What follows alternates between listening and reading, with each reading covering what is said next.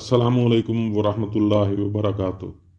रोज़ाना की बुनियाद पर जदीद व कदीम किस्से, कहानियाँ और हिकायात को सुनने के लिए इस चैनल को सब्सक्राइब करें। अगर वीडियो पसंद आए तो लाइक और शेयर भी करें। हज़रत इब्ने अब्बास रज़ियल्लाहु अन्हा से रवायत है कि हवारियों ने हज़रत ईसा अलैहिस्सलाम से कहा कि काश आप हमारे लिए कश्ती नूह को देखने वाला शख्स जिंदा कर देते जो हमें उसके मुतालिक तफसील से बताए। तो वो उनको लेकर मट्टी के एक टिगले की तरफ ले गए। वहां से एक मट्टी भर कर फरमाया, जानते हो ये कौन है? हवारियों ने कहा कि अल्लाह और उसका रसूल बेहतर जानते हैं।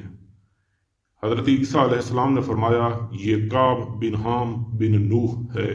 फिर उस टीले पर आपने लाठी मारी और कहा कि अल्लाह के हुक्म से उठ। वो सर से मट्टी चाटते हुए उठा। उसका सर सफ़ेद हो चुका था।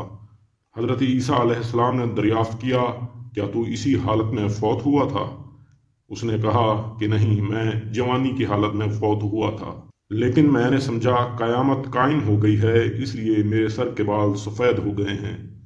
हजरत ईसा अलैहिस्सलाम ने फरमाया, हमें कश्ती नूह के मुतल्लिक बताओ। उसने कहा कि उसकी लंबाई 1200 हाथ और चौड़ाई 600 हाथ थी। उसकी 3 मंजिलें थीं, एक मंजिल में चौपाए और जंगली जानवर, एक मंजिल में इंसान और एक मंजिल में परिंदे थे।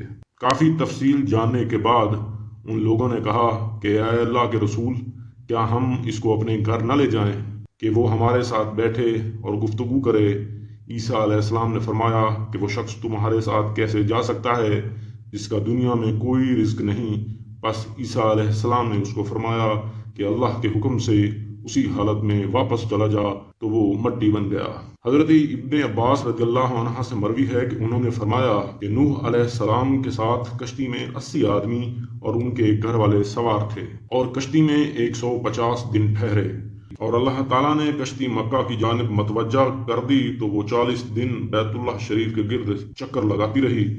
फिर अल्लाह ने उसको जूदी पहाड़ी की तरफ मोड़ दिया और वो वहां ठहर गई। फिर हजरत नूह अलैहिस्सलाम ने कव्वे को भेजा कि वो ज़मीन के मुतालिक खबर लाए।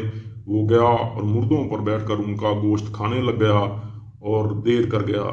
फिर उन्होंने कबूतर को भेजा, वो जैतून के पत्ते लाया और उसके पांव मट्टी में लिथड़े हुए थे। तो नूह अलैहिस्सलाम समझ गए कि पानी खुश्क हो गया है। तो वो जूदी पहाड़ से नीचे उतरे और वहां एक बस्ती आबाद की जिसका नाम समानीन रखा। एक दिन वो सुबह उठे तो वो 80 आदमी 80 जबानें बोल रहे थे। उनमें से एक जबान अरबी थी। वो एक दूसरे का कलाम नहीं समझते थे और नूह अलैहिस्सलाम उनकी तर्जुमानी कर रहे थे। हजरत कतादा रज़ियल्लाहु अन्हा फरमाते हैं कि नूह अलैहिस्सलाम माह रजब की 10 तारीख को कश्ती पर सवार हुए और 150 दिन चलते रहे। एक महीना जूदी पहाड़ पर रहे और मुहर्रम की 10 तारीख को कश्ती से उतरे। फिर उन सब ने उस दिन का रोज़ा रखा।